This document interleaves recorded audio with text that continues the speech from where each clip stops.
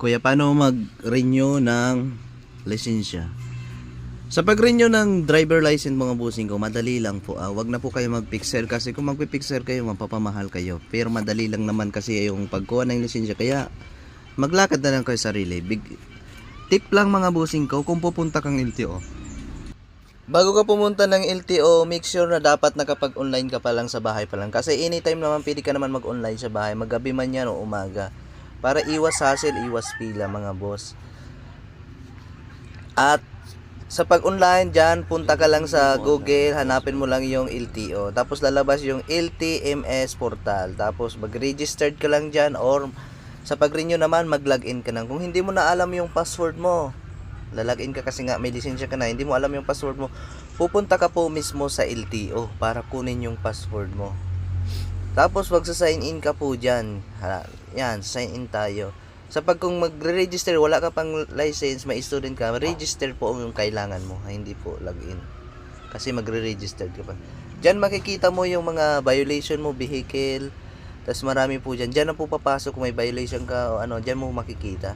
Yan po pagkukuha ng, kung magre-register ka, dito ka po papasok sa student permit, driver license, yan po. Yan. Pero hindi po yan lalakarin natin renew ha.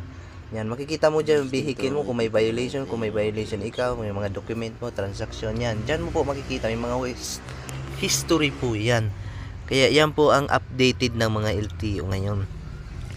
Once na kailangan mo pa rin yung i-update ang iyong profile. Pag nasa LTO ka, kailangan mo i-update ang iyong profile kasi nga magre-renew ka. Sa pag-update naman, dyan kailangan mo na i-update. Pag na-update mo na yung mga bossing ko, ang kailangan mo na magtitake ka na ng exam. Yes po, may exam po ulit ang LTO, renew.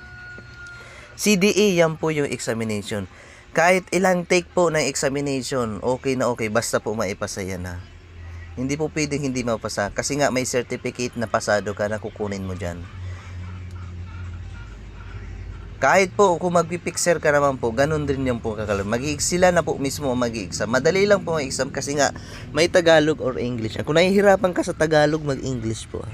Tapos once sa pasado ka na, pwede mo na po siya i-download. Once na download mo na po yan, pwede po na dadalhin mo na po yan sa LTO. And doon ka na rin po magpapamedical. Sa medical naman, ang chinecheck lang yung ishaharatis lang natin ha. Yung letters lang, kung mahina yung vision, kahit memorizing mo, wala namang problema nga doon kasi magre-renew naman lang tayo. Tapos pag nakuha mo na okay na, pupuan, diyan ka na